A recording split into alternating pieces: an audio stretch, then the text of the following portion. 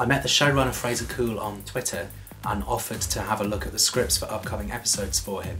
He liked the notes that I gave him enough to hire me as a script editor for the rest of the show. And then a few episodes later he said, "James, would you like to write an episode of Cops and Monsters?" And here we are. Hi, my name's Laura Anderson and I'm the screenwriter for Fight the Bite, the new episode of Cops and Monsters. I've been working as a screenwriter for nearly 10 years now.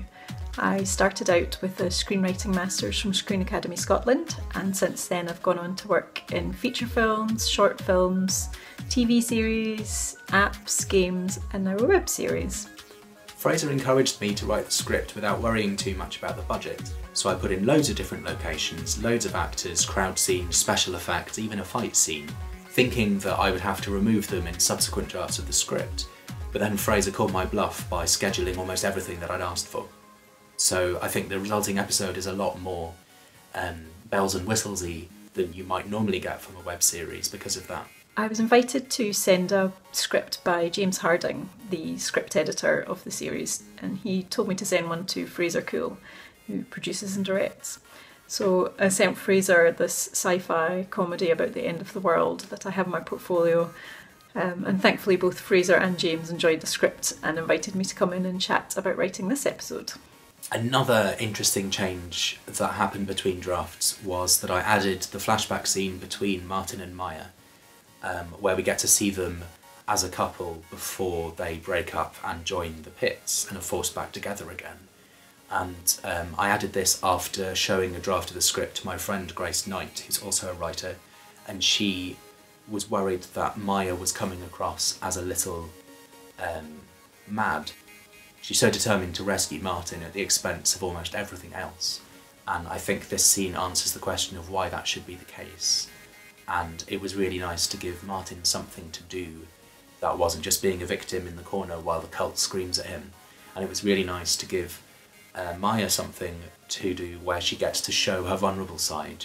I was really interested in joining the project. I'm a big sci-fi fantasy fan and love things like Buffy, so the chance to write something that was about vampires and werewolves and kick-ass sort of supernatural cops all in Scotland, it was too good to be true.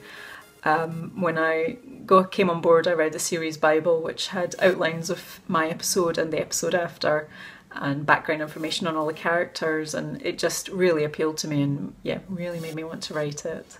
That first run through, when you see the script being done for the first time in costume, in character, on the set, and the camera's quite far back from the action because they're doing a master shot, but they've got all the smoke and lights and so on going on. It's pretty magical because it's exactly how you imagined it would be when you were writing the script. And yeah, it's almost a strange feeling having something being taken from your brain and put into reality. But then of course they film the scene again from a different angle, and then again from another different angle. They do it about 15 times, and every time they do a take you think, oh, I could have changed that word, it would have been a bit better. Or, oh, I wonder if the character's motivation is as compelling as it might be. And then by the time it's actually in the can, you fucking hate it and you never want to see it again. For my episode, we started out with a short synopsis that really took me through all the things that had to happen. Just a few paragraphs about what needed to go into the episode itself.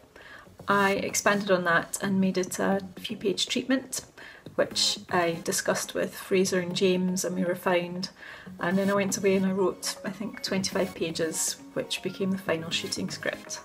When you're writing for an ongoing production, you know who the actors are going to be who are playing the parts, and you know how they play those characters most of the time. It's a bit like you're hand-making a Christmas present for somebody, and then when you visit the set you get to see them unwrap it for the first time and start playing with it. And if you've done your job right, which I hope I did, they're delighted, and that comes across in the final episode. Something that was a particularly interesting challenge for me was that because this was the penultimate episode, I had to be really careful that storylines were wrapped up, characters were all properly represented, but that it left things in such a place that it would be quite an exciting lead-in to the last episode of the series. Hopefully I've done that. It was really great to write and it was a big responsibility to have the penultimate episode, but I enjoyed it an awful lot. In the final episode, you'll see Alexis slap Lady McDermott in the face once, but she actually did that maybe 25 times on the day. It's quite a physically demanding thing to do for both of them. So I have massive respect for both Innes and Sophie for being able to do that. I think if you're a fan of Cops and Monsters, or you're thinking about watching my episode or another episode, then thank you so much. Thank you particularly to everybody that's on Twitter and Facebook that connects with us there. It's just great to see all your tweets and your likes and to get feedback on the show. I really hope you enjoy the next episode of Cops and Monsters, Fight the Bite, and yeah. So thank you for watching Cops and Monsters. Please like and please subscribe.